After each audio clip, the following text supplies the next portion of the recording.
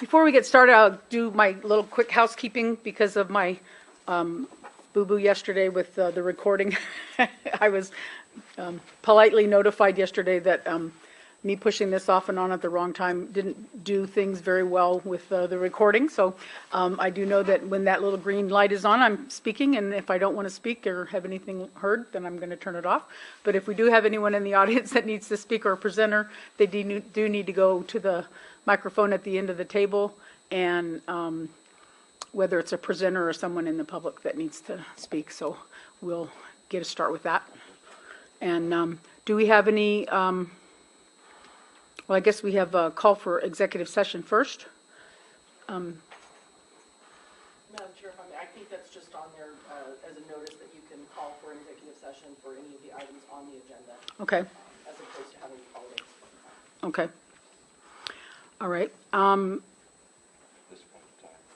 At this point in time. Do we have any notices for call to the public? I did not receive any. Okay. Under old business, item 3.1, discussion and possible action regarding voided contract. Do we have a motion to discuss the possible? Just stand down. So moved. Second.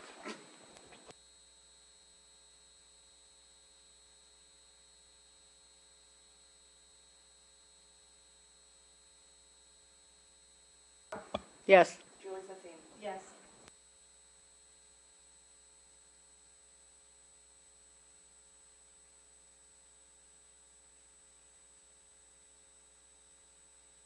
Actually, you can use that one over there too if you want, the handheld. The what? There's one in the cabinet behind Martha that we tested today. Isn't like it's up there. right. It's actually This one? Oh, okay. We made it. This should be this one. Somebody can. Okay, this one's turned on, so if you can hear me, I'll just do it like this.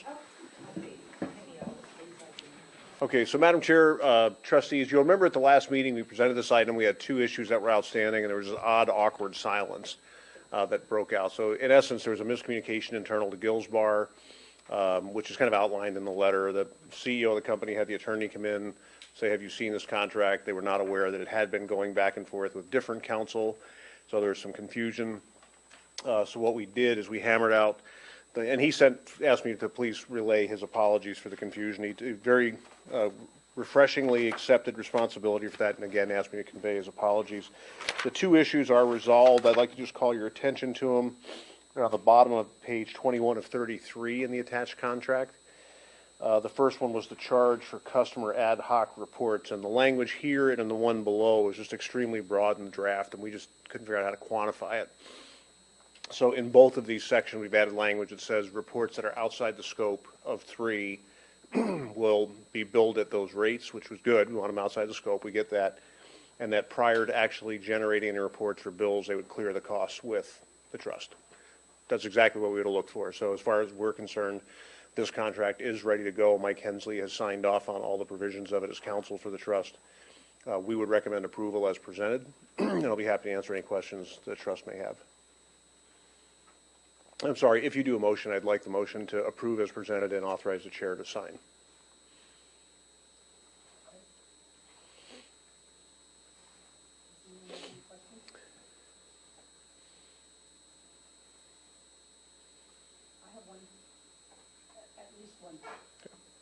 I have at least one question. On the terms, it says effective including or to June 30th, 2019, and then with a 1-year additional term. So are we saying that it's going to automatically renew through to June 30th of 2020? That's on page 1 of the recitals, or first page. I can actually answer Oh, that. okay. Well, I don't know about the term in that particular contract, but I know that in one of your upcoming items, we will be asking you to approve the amendment to that contract for the period 7/1/19 through June 30th, 20. So it's not an automatic renewal. They've actually requested some additional funds that you'll have to approve. Okay.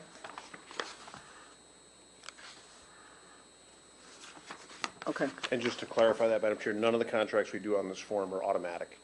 right. So the standard That's what I one was is, just, yeah, what they do is that they have to give us 120 days notice, we have to give them 90. right, And then frankly, what's typically, if one is not given, then the other one triggers, but you still have to affirmatively vote to authorize an extension of the contract. okay. And we give them 60, right, not 90? I think it's 90, I believe. Oh, okay, No, it is 60, I'm sorry, on this one it's 60.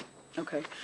And then, so for the Exhibit A, that's what we're going to discuss later, on the fees? The amendments to that would be Oh, for the next year. amendments to These that. are the ones that will be enforced now, so we're addressing the void contract for the current issue. The Got other it. ones that are in the budget would be an amendment to the terms in that Schedule A. So you would have an approved contract and schedule for the current year, gets us, and the one in Jamie's budget would be, if you approve it, would be for the 1920 year. And the fees that are reflected in Exhibit A go through 6/30 of 19, and those were the fees that we discussed last night of the $17.90 and the $1.60 for. Correct. Okay, and then it has the $200 an hour for the custom reports, and then there's the one on, explain to me the clinical billing review and audit, 25% of gross savings, and that's broken out 18% to Zealous and 7% to Gilsbar. What page are you on, Madam Chair? I'm on 22 of 33.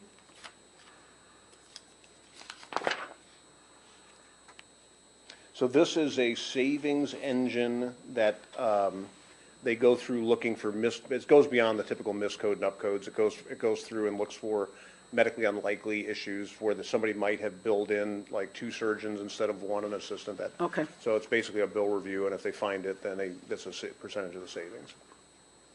Okay, but when you're describing clinical billing, you're talking about all provider billing, not the clinic, not the. Correct. Not the health and wellness clinic. Correct. All In provider a clinical billing. setting, medical, not the clinic. Okay, all right, very good. Those were my only questions. Did you have any questions? Any questions from the audience at all, or?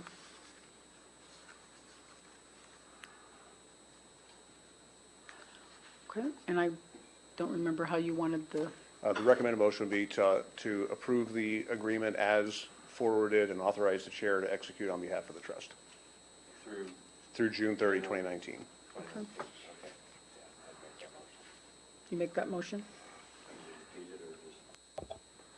I make a motion to approve the Gilsbar contract with the changes noted through June 30th of 2019, and also to authorize the chair to sign it tonight.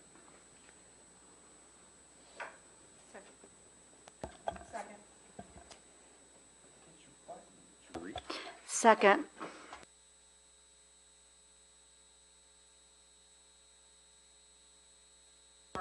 Yes. Yes. Yes. Yes.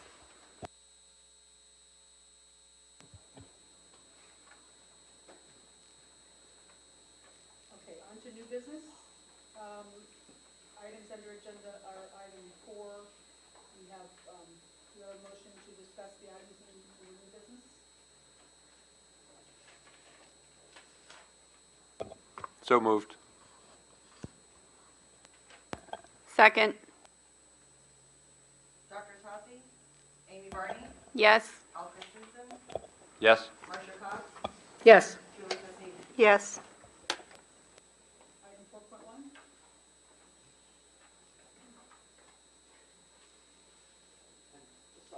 Big papers again. Yes, we brought you big papers again. Yep, yes, sir. There we go. Dr. Tossi is coming.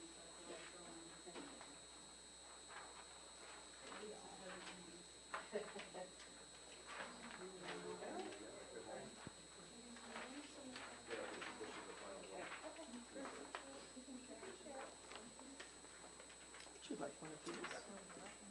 Oh, he got you. All right, thank you, Madam Chair, trustees. So as you know, last night we sat here in a work session format and reviewed a number of benefit and rate options for the 2019-20 plan year. What I have just handed to all of you is a revised budget that reflects the benefit changes that were discussed last night, which include on the gold plan, a reduction of the deductible to $750 for an individual, $1,500 for a family, reduction of the maximum out-of-pocket to $4,000 for an individual, $8,000 for a family, for the medical, and then the RX with a separate max out-of-pocket of, Aaron, do you have that in front of you? I'm sorry, I left it sitting over there. I apologize. It's $3,900, I believe, for an individual. Yeah. And $7,800 for a family. And then elimination of the silver plan, which is currently a retiree-only plan, which we're showing 10 members enrolled in that currently. And then implementation of a high-deductible health plan, qualified health plan with embedded deductibles that total $4,000 for an individual, $8,000 for a family, and then everything beyond that would be covered at 100%. So the budget in front of you reflects all those changes. As you can see, it did make a better differential there between the high deductible premium and the gold premium, which I think is what you were looking at last night.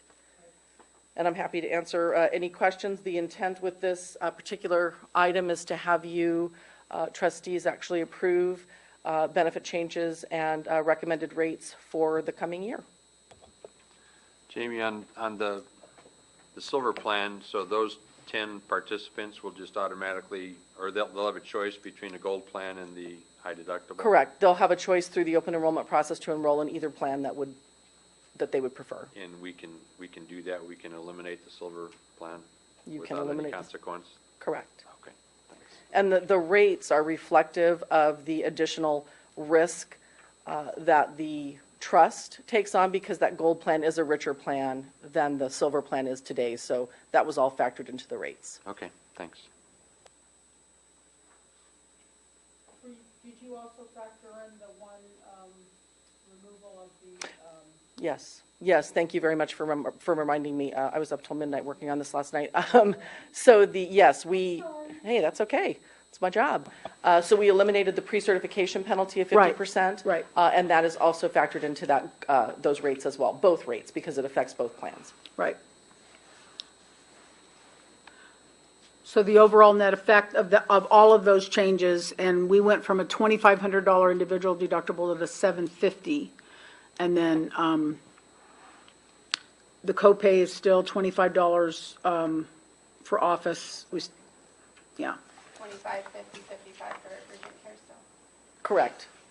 So all the changes that were implemented January 1, the reduction in the copay, the office copays on the gold plan, and some of those other changes, those are all still effective. They just roll over into the new plan year and have already also been accounted for in that rate structure. Right. It would be interesting to see, and I think we're going to try and get that information to see how many people actually met the deductible from $750 to $2,500 or went past that, just to see what that differential, because a $2,500 deductible obviously for an individual is high, but just to have that much of a significant change, I think is remarkable, and to have a 3.8%, well, an across the board reduction in premium, even with that factor. To me, that's just Yeah, the across the board reduction. employee reduction of 4.3, employee spouse 3.7, 3.6, 4.5, 3.8. And I did request those reports from Gilsbar on the deductibles, so hopefully we'll have those Great. Tomorrow. I know that Joyce was traveling to Louisiana today, so I'm assuming they were in meetings.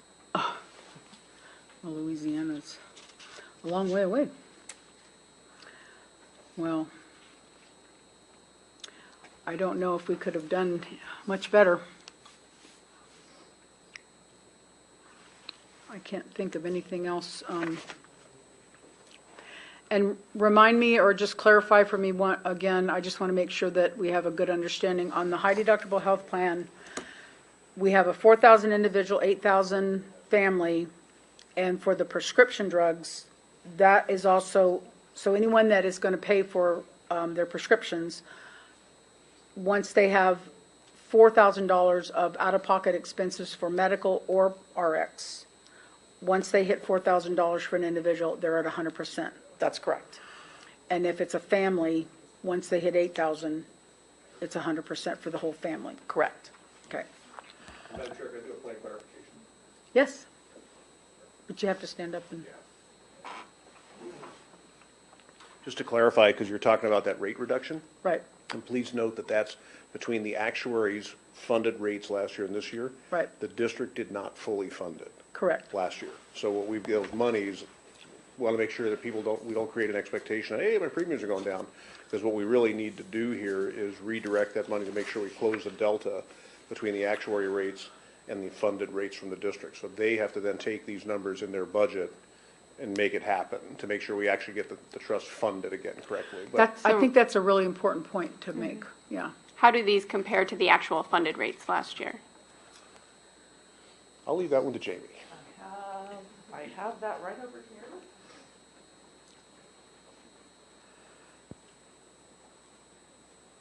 Someone I just saw, I promise.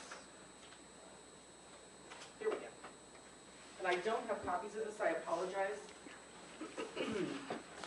But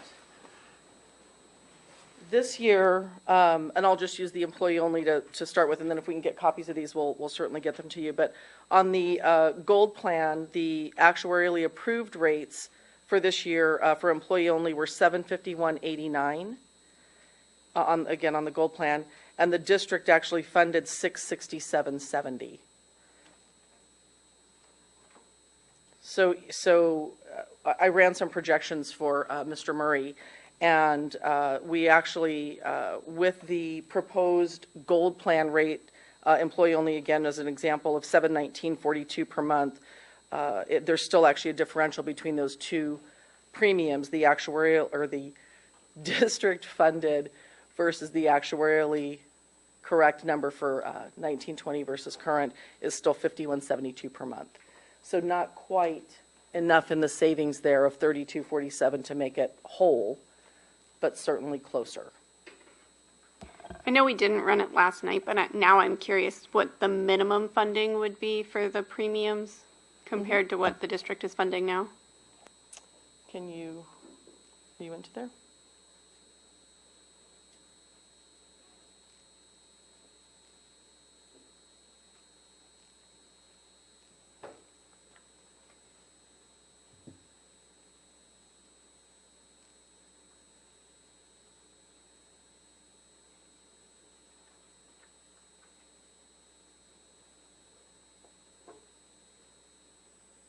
All the way over to the, oh, you have to no. Which ones do you want? So for the base funding, it needs to be, wait. You have to uncheck the other one as well. Which one? So on the gold minimum, yep, so if you but then you're going to have to go back to the gold recommended and uncheck it. Otherwise, you're going to scare these people to death. Oh. Let me do this then.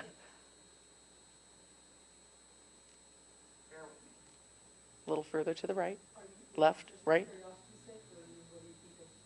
There you go, right there. Uncheck that one. So my thought is obviously we want the recommended, we want the ideal, check but that one. Mr. Murray can't work magic and he might not be able to fund it. So I want to make sure that we have at least to fund the minimum based on what we're doing. And then, yeah, and then refresh all under the data tab twice.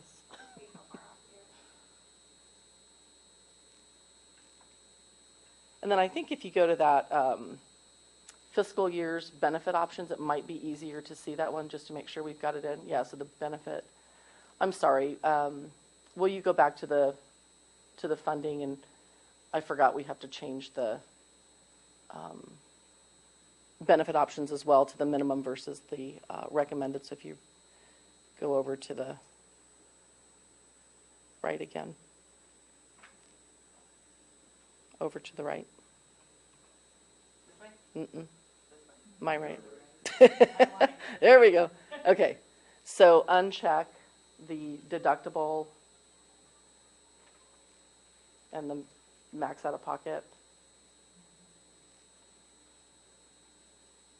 That next one up. Yep, right there. And then go down and find the minimum funding for those same two changes.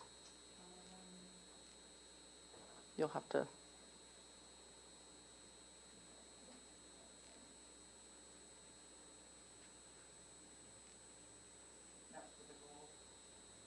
Right, so this might be it right here. No, that's the wrong one. That's 3.6. Make sure that's minimum funding, please. Scroll to the left. There we go, okay. So on that one, we're going to check the deductible to $750. And again, I apologize, there's an error there. It's not $2,250, it's $1,500. And then the $4,000, $8,000 on the max, okay? And then refresh again. And then if you go back to that, yep, right there, just make sure.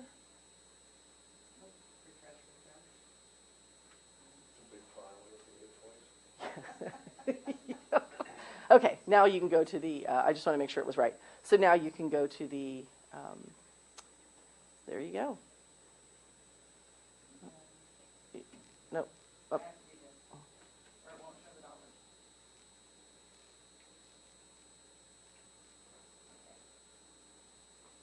Can you scroll up? Okay, so scroll down just a little bit more so we can see the district approved. A little bit more. There we go. Okay, so obviously there you can see that it obviously bridges that gap further. So right now the district's funding $667.70, and the proposed for 1920 would be $697.14 on the employee only side.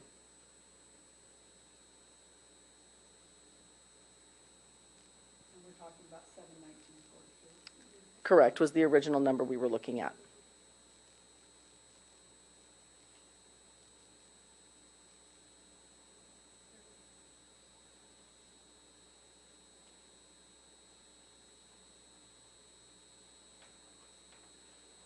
It also, though, then compresses your gold premium and your high deductible premiums a bit. They're not, it sort of doesn't make them quite as far apart as they were.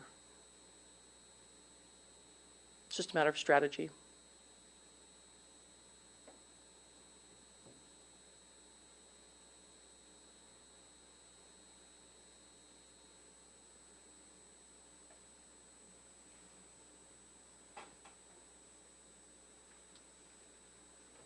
Madam Chair, I get what Amy's talking about. I think from our perspective, considering the decline the trust was in, when Mike Murray starts yelping, we'll know we've gone too far. But I think we really need to get those rates stable because we've been transferring, or prior to this, probably transferring over $800,000 a year. So it's, well, the term we use internally is delusional to think that having an adequate rate is going to be sustainable unless you're running like holy water through the water fountains.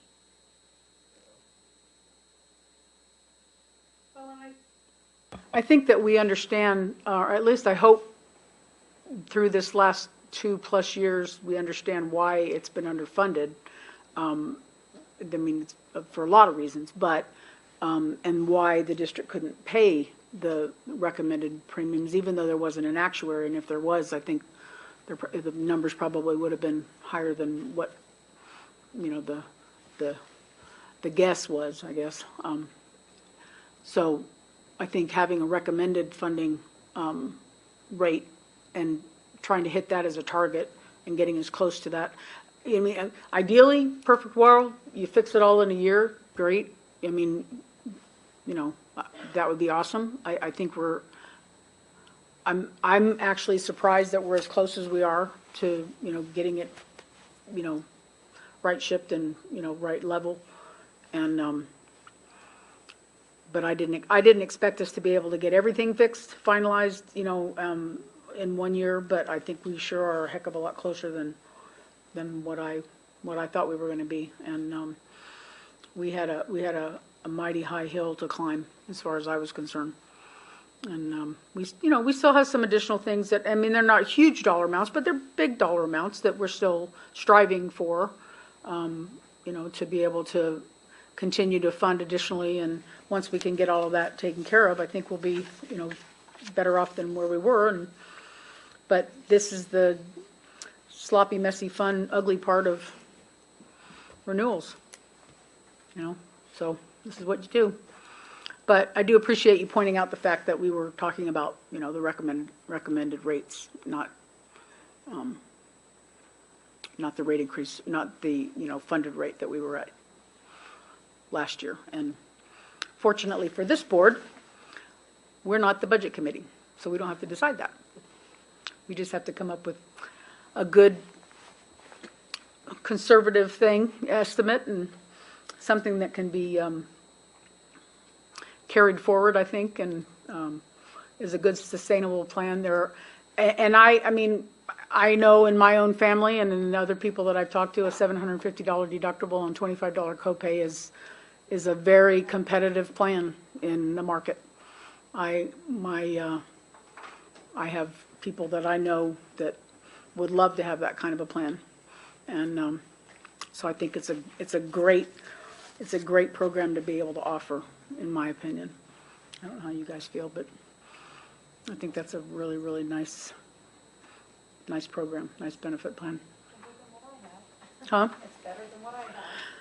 Yeah, I mean, my sister in Virginia has a $6,000 individual deductible and pays $1,800 a month just for herself, so.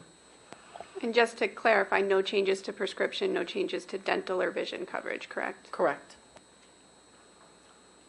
There was a slight uptick in the premium for the life, I think, and that was just because of their, And short-term disability. right, Correct.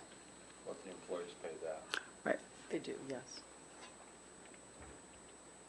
And we did also earmark a spot for wellness, because we need to do that. That's part of what is required because of our large groups. And we'll figure out what that looks like. But the dollars are there. Correct, the dollars are there. In the budget. So.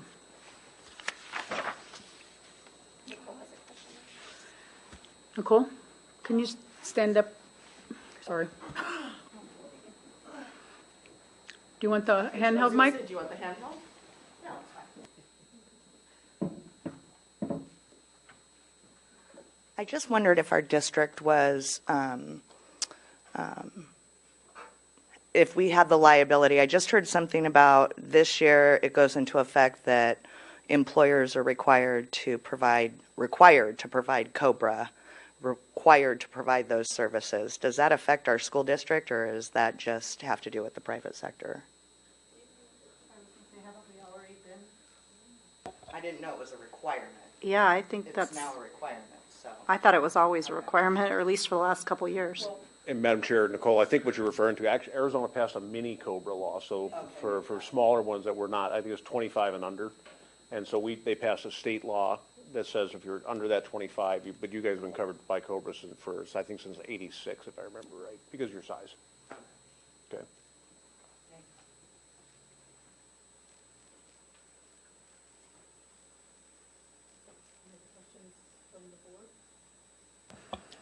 Any other questions from the audience?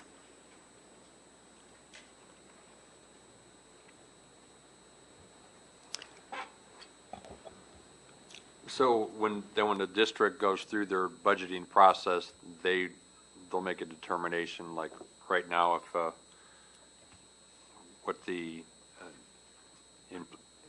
what's being paid right now, the district will decide if that's going to change for what they pay on behalf of an employee. The conversation, You want the handheld? She's got a handheld. Yeah, you want this one? I don't know.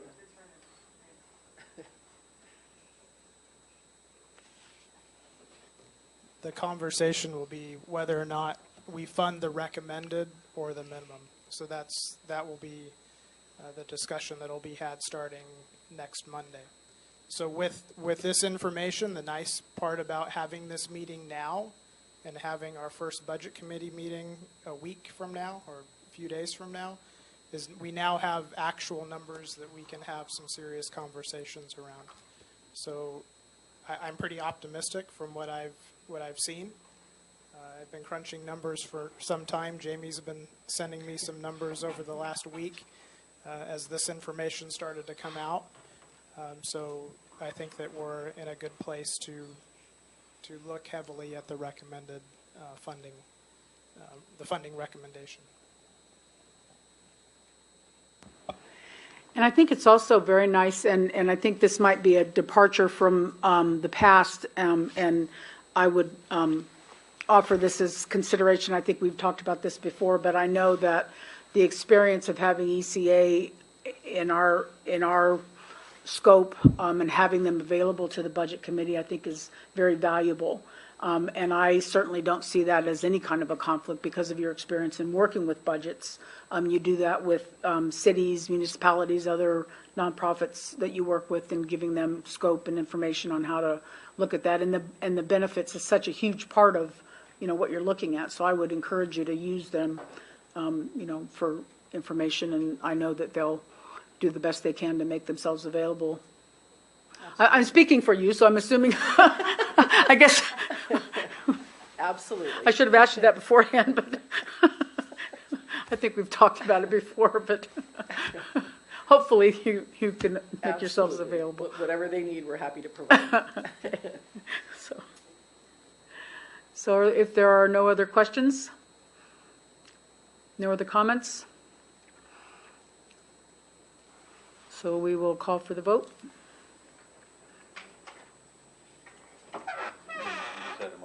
Oh, to discuss, all right. So we need a motion to approve the benefit plan as recommended. Benefit and rates as recommended. I'll make a motion to approve the benefits and rates as recommended. I'll second. Dr. Tossi? Amy Barney? Yes. Paul Christensen? Yes. Marcia Cox? Yes. Julie Sessions? Yes.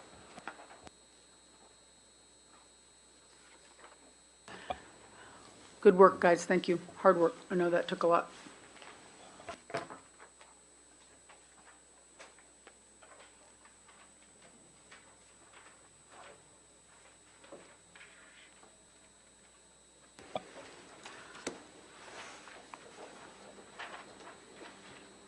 Item 4.2 is the discussion and possible action for the vendor contract renewal. Thank you, Madam Chair, trustees. That one's also mine. Again, yesterday during our work session, we went through the actual building of the budget and all the various components that go into creating those premium rates, most of which is related to the administrative functions. Several of those contracts are up for renewal effective 7/1/19. I've listed those out in the memo here, and I'll just review them briefly. Emeritus offered a rate pass for 19/20, so that fee would remain at $3.25 per employee per month. Blue Cross Blue Shield of Arizona requested an increase to the network rental fee over 3 years. So an increase of 75 cents for 19/20 from $15 to $15.75, and then an increase in 2021 to $16.50, and in 21-22 to $17.50. And as Aaron pointed out yesterday, that certainly does not bind you to a contract with them, nor does it prevent us from trying to negotiate those each year. It's just, we know that's the ceiling, if you will. Gilsbar, and I apologize, there is a typo in your memo if you're referring to that. Gilsbar requested an increase. We were able to negotiate with them quite a bit, actually, and they've requested an increase to the FSA administration fee only for the coming year. So they've agreed to hold their medical administration fee flat at $17.90 per employee per month, the COBRA administration flat at $1.60, an increase on flexible spending from $4 to $4.50, and that's per participant per month. So only those folks who use that card or that plan. And then the new PBM integration fee, which is 85 cents per employee per month. The request represents an estimated overall annual increase to the budget of about $5,000. So fairly nominal. Didn't you say also that the FSA hadn't gone up since 2009? 2009. 9. Correct. GDK, Mike Bonney requested an increase in his monthly fee from $300 to $325. As you mentioned, Guardian, the life, accidental death and dismemberment, voluntary term life and voluntary short-term carrier requested increases on the basic life from 6 cents per thousand to 8 cents per thousand. The accidental death and dismemberment stays the same at 2 cents per thousand. And then the voluntary short-term disability is increasing by 15%. Those rates are based on gender and age, and they are fully paid by employees. So the employees who've selected those coverages would see an increase should they elect to keep them. All of the other vendors providing services are in multi-year contracts or guarantees, so they would not require any changes. And with that, we would request that the trust approve the renewals as presented and authorize the chairperson to sign all of the renewal documents once they've been approved by legal counsel. And again, happy to answer any questions.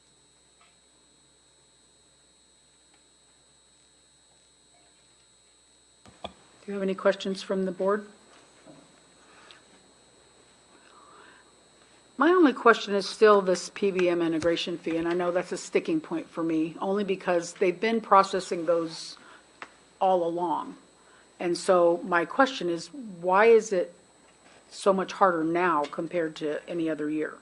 Because the prescriptions, if I don't remember the prescriptions or the specialty drugs or anything in particular on the PBMs being any more difficult than they have been. And we've been paying an additional per member per month fee all along. So why now? Why are we seeing that now? Do you know? Madam Chair, I wish I could answer that question. I don't know if you have any insight, Aaron, but and I should have asked that like weeks ago, and that's my fault. Well, I did ask the question, and I was told it was because of the complexity associated with the integration of those files. But frankly, I don't know that they're any different today than they have been for the Exactly. past. Yeah, so. I could say that about building an engine too, but I just don't do them. No. The only thing I could add to that, Madam Chair, is we recently conducted 2 RFPs. I had them on my accounts, and one of our other account managers had them, and we did see them pop up. You did? About half of the responding firms are doing it. So Okay. it seems, we've had varying degrees. You go to best and final, whether or not to drop them, but they all seem to be saying the same thing, that whatever the requirements are, it's becoming more complex. So I can't give you any more specific than that. It was the first time we saw them too, was this year in the RFPs. So they were obviously responding separately from each other, and we were seeing fees. I remember seeing one at $1.15 PEPM. I don't remember what Gilsbar bid on those accounts specifically. So the footnote that you said the request represents an estimated overall annual increase of the budget to $5,000. Is that specific to Gilsbar, or is that specific to all of the increases? That was specific just to the Gilsbar request. Okay, so it's the 85% or the 85 cents per employee per month and the 50 cents per prescription per month. That represents $5,000? Correct. Yay. We're in the wrong business, man. Okay. That was the only question I had. And the option, I guess we don't have another choice. They're the ones that process the prescriptions. They're the ones that do that. Well, they don't process the Or prescriptions, but what they're the doing is they're integration getting fee. that, right, they're getting that file from the PBM, and then they're having to load that data to apply to the maximum out of pockets. There's no way to carve that part out of Gilsbar. That's my question. I don't think so. I don't know how you would do it since they're managing that deductible information. Thank you. Although, if you're implementing a separate, well, that's, yeah, they still have to integrate. They still Yeah. have to integrate. That's probably why they want the fee, because now they have to put in a new deductible just for RX. Well, max out of pocket, I should say. it's unfortunate that it just feels like another way of adding more dollars to their pockets and taking them out of ours, and I object. I make it known. Sorry. I'm not sorry. Just want to get it out there.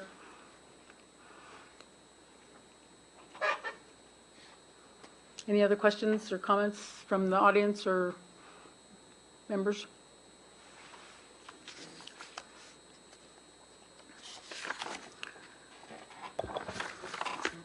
So we really don't have a choice.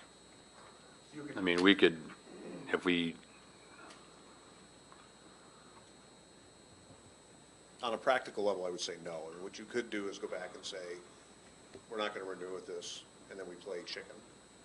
If you, and we can do that. We can always do that. I was good at chicken when I was a kid. So, but, you know, Madam Chair, Hal, at the mumbly end of the peg. day, you know, if it, to be very candid, it's not a lot of money. It's not out of line with what I saw when we did the RFPs. So, I mean, I wouldn't recommend that. If you are satisfied with the service, I would say just go ahead and do it. And if you're not, or if you want to test the market, then we go to RFP next year. So during the course of the year, we do it in a rational fashion where we have competitive forces at work versus, because the only other option, if they said no and you really want to stick to it, we've got to slam another TPA in. right. Without a competitive process, like off a joint purchase, and it's not, for $5 grand, it's not. But I agree with Marcia that there's so many components of this that I could see from the other side when they're calculating all this saying, well, we'll give it up over here, we'll make it up over there, essentially. Yep. I understand dollars are $5,000 in the big scheme of things, but if you ask me to write you a check for $5,000, I won't do it, Aaron, just so you know. We're good. Okay. And so, you know, just to add to this point, just for the conversation, when we do an RFP, we matrix everything, and we have them bid, and it's actually, this is the matrix we had them give us the pricing on, and we use this matrix, because what we're more concerned with is not the money we see, but the money we don't see. Right, and the things that are in here on a percentage of savings, those are the kind of things we worry about. So by getting everybody onto a common matrix, they start to peel stuff off. So. Okay. And I appreciate that comment, and I think, again, it's that we are the stewards of these dollars. We're responsible for trying to dig as deep as we can. And the $5,000 savings, the $10,000, all of those add up. And anytime we can start cutting those things back and finding and identifying, I mean, look what happened when you started digging into the dollars that Dave Stewart was stealing from this district. And I use that word openly because he was. We didn't know about the dollars he was getting on the back end, and 25 cents per prescription to me was just, that was obscene. And nobody knew because we didn't know. I just think that was awful. And so the fact, you know, and I'm not saying that this is wrong. I'm just saying that we just have to be careful. And I do like the idea of every few years, you know, you do, that's why you do RFPs. That's why you know, it keeps the vendor accountable, and it makes sure that we're getting the best that we can. And many times that vendor comes out shining again, you know, and you renew them for several years. So there's nothing wrong with good, healthy competition. And, you know, I'm sure that Gilsbar feels that same way. And there's not, if I remember right, I mean, TPAs, third-party administrators, those types of companies, organizations, they're not expanding. You don't see a lot of new ones. I mean, from what I understand, I don't see a lot of new ones that, you know, especially that work with administering school district programs. Quite the opposite, Madam Chair. Since healthcare reform, there's been a huge degree of consolidation. There's only a few left that are in this size range. Most of the smaller ones have been absorbed. It's the complexity of the computer requirements and the ICD-10s and all that stuff coming in. We've just seen a huge consolidation. On top of, they then have to be approved by the carrier you're using. So in this case, they have to be Blue Cross approved and then viable, really. Okay. Okay, I'll make a motion on 4.2 to approve the vendor contract with the changes noted and authorize the chair to sign it tonight. No, not tonight. Authorize the chair to sign it when it's ready. Okay. I'll second. Dr. Otasi? Amy Barney? Yes. Al Christensen? Yes? Marcia Cox? Yes. Joyce Epstein? Yes.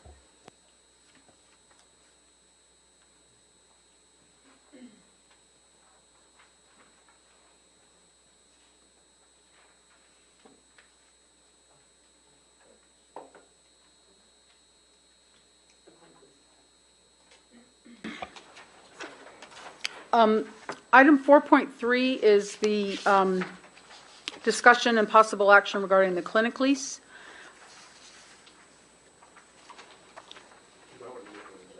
And this, yeah, I think we're going to, so Make a motion, we move to executive session. Second. Julie, Dr. Toski? Amy Barney? Yes. Al Christensen? Yes? Marcia Cox? yes. Julie Sasim? Yes.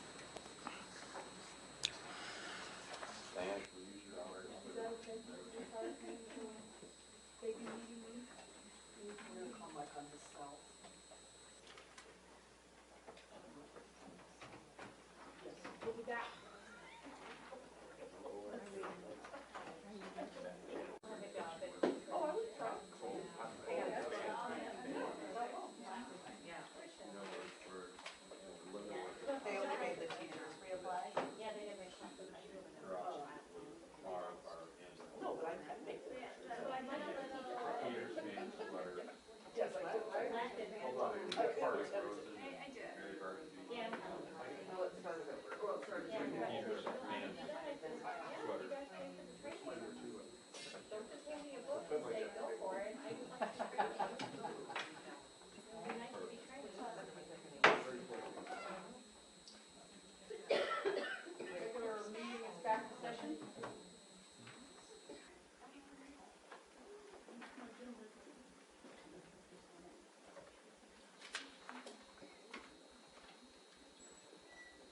So the purpose of the executive session was to discuss the current lease on the 89 Civic Center building. And, do I need to repeat that? Yeah. The purpose of the executive session was to discuss the current lease on the 89 Civic Center building. And we want to make a motion to authorize, do I want to make this motion, or I want to read it out loud? And do you want to make the, Amy read it, or Amy wrote it? Well, actually, It's written in two different yeah. languages. I make a motion to authorize the chair and vice chair to negotiate termination or modification of the existing lease, including the disposition of remaining furniture. Do we have a second? Equipment. Second.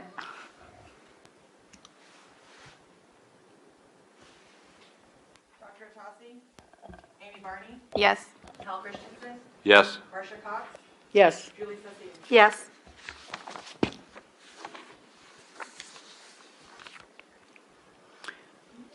Item 4.4, approval of December 31st financials, 2018 financials.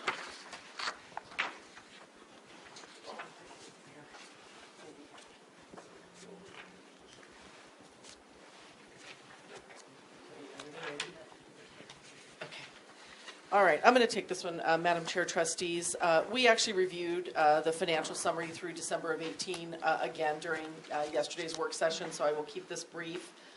In your packets was the summary of the financial report as well as the report itself. Just a couple of highlights. The monthly financial position, so in December, the trust actually banked a little bit of money, $68,160. However, the year-to-date cash position remains a negative $149,304. Your estimated incurred but not paid is $1.3 million, leaving the all-year surplus position at just over $2.1 million. In terms of points of interest, your interest and investment income continues to exceed our projections. Because of the trust's ability to invest additional funds and earning greater interest than we originally anticipated, so that's always a good thing. Year-to-date deficit is primarily attributable to large claims. Again, we discussed that yesterday. Claims themselves, we've got your gold plan claims are running at 140%. Again, 9 large claims totaling about $1.3 million are the primary reason for that. one of the things I wanted to point out on here is that you'll notice that you have your health and wellness center labs and prescriptions that were coming in at 0. And that's because we have those outstanding invoices still from Cerner that have not been paid because they have not provided sufficient backup. So once we get the sufficient backup, then we'll actually be processing those for payment, and you'll see those numbers actually increase, although there's not a lot out there. If I'm not mistaken, I want to say no more than 10,000 total, but I think it's lower than that. So you'll see a spike in that later. Let's see, what else to note? I think those are the highlights.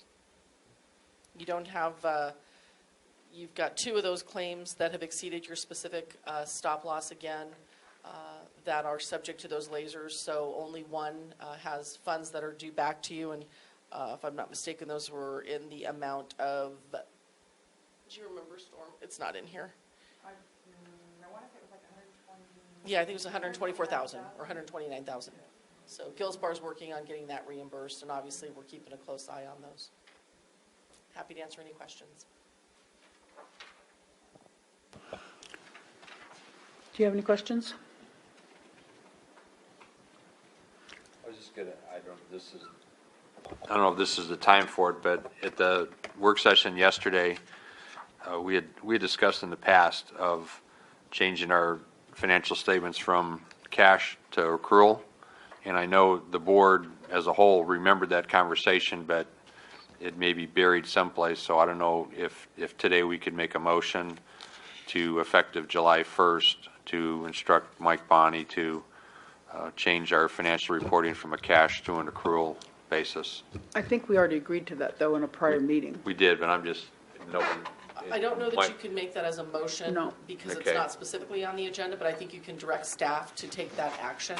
Or could we direct you to find, it should be buried someplace Yes. that we Yeah. authorize that. The chairperson actually sent me an email last night and asked me to do that. As I recall, and I haven't had a chance to look for a specific email. Well, you were a little authorizing busy that. last night. I do think that it was discussed in the renewal meeting last year when he first brought that up. So I'm actually going to go back and review Okay. both the meeting minutes and then potentially the video as well. And then I think, assuming we all, Or our would it, memories are accurate, then Yeah. I'll Okay. just advise him. I believe it Or- was when you were asking him to do the quarterlies. or would it be just as easy at our March EBT meeting, just to put it on the agenda? And then that would save you time? We could do that too, but I mean, I think if it's already been done, Okay, it's No an sense in easy, doing it. it's an Okay. easy thing to find. okay.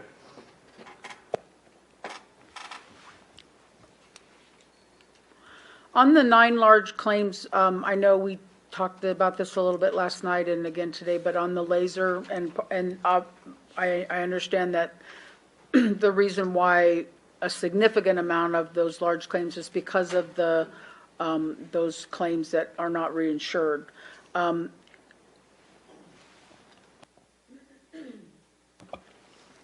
Will there ever be a time when we can recover that, somehow insure that, do something so that we have some kind of protection for that? I mean, Do you wanna short of finding some kind of a miracle drug or whatever, an alternative therapy or something, I mean, I understand completely why the cost is there. Sure. But So reinsurance is something that we negotiate every year on your behalf. And so every year we'll make an attempt, obviously the carriers are aware of those large claims. We provide them with that data so they know they're out there.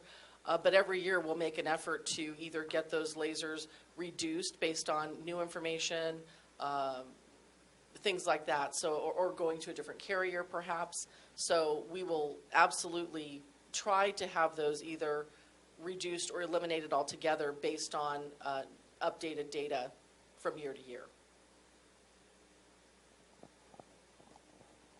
And then I know on the general operating, it says we're running at 22%, but obviously there's also this large legal expense. And I think that, I guess my question on that, and I didn't have a chance to pull the budget for last year. I know we had the additional 50,000, I think it was. It could have been a higher number, but there was an additional amount carved out for additional legal, and then another budgeted amount. Is the reason why that October, November is higher is because we paid some additional invoices during that time, or, I know we had some additional things that we were doing. Yeah, I But- think internally on our financial summary, one of the things I realize as I'm looking at this, we did carve out that additional $50,000 in legal that was specifically for some of those, the special projects that Mike Hensley was working on. And we don't have those in our legal line. They're actually in the general admin line, but we're Okay. not splitting out those invoices when we're paying them. So they're all going under legal. So I can actually go back and work with our CPA and have those moved. Okay. So that they're reflecting properly in the lines. Okay.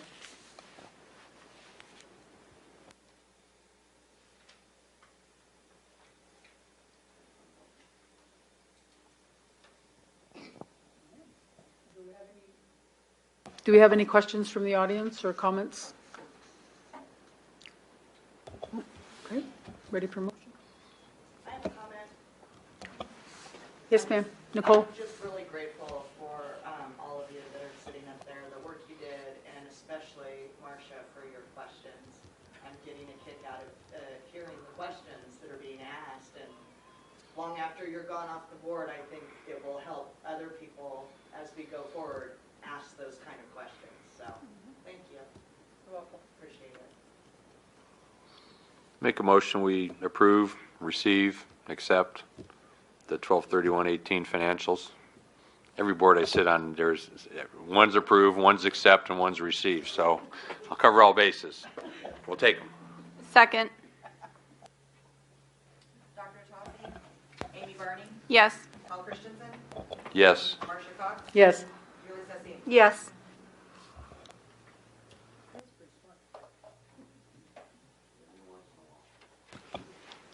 4.5 updates and announcements. I don't have anything on that one this go around. Other than to thank you all for all of your time and attention over the past couple of days and leading up to it, reading everything. I know it was a lot of, a lot of information, so thank you. I'll make an announcement that the next meeting on March 21st, in all likelihood, I will not be able to attend in person, but I will be able to attend by phone. You're going to be on top of a mountain? I will tentatively be in Moab, Utah. The next meeting, and the next scheduled EBT meeting is March 21st. Correct? At 5? That's correct. Yes, okay. And now, you're just that particular meeting, we're not looking at a regular schedule, if you will. We're looking at an exec session for a legal update on the special project that Mike Hensley was working on, in addition to some trustee training that Mike Hensley will present in terms of fiduciary obligations and things like that, so. And will the fiduciary training also be available for the public, for any, like if we had anyone else, any other, like the school board members, if they were interested in attending, anyone that wanted to attend that, they could as well? It's a public meeting just like any other, so absolutely. Okay. Okay. Any other questions, comments, any other, I don't see any, no calls to the public? Madam Chair, Yes, nice knowing they got a regular governing board meeting that same day. on no, on Thursday? Spring break is the week before, so we have a work session Tuesday and a regular board meeting Thursday. You have a board meeting on a Thursday? Yeah, I would pick the only Thursday.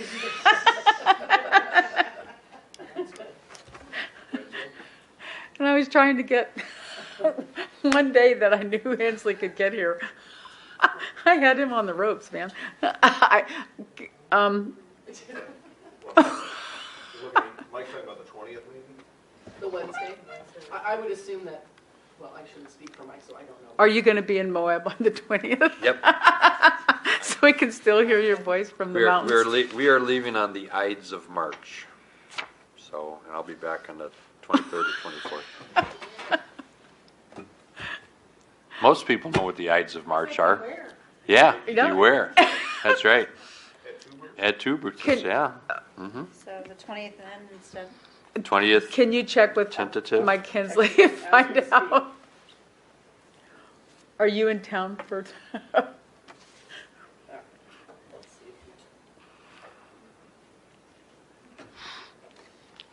Well, I think that it works for me. I mean, if Mr. Hensley can make it in, otherwise we'll, if that March 20th doesn't work, maybe we can get some other options for that date. Thank you for letting us know that. Okay. Okay, if there's no other questions, comments, motion to adjourn? so move. Aye. Aye. Julie? Dr. Tossi, Amy Barney, Yes. Paul Christensen, Yes. Marcia Cox, Yes. Julie Sisseton. Yes. Thank you, everyone.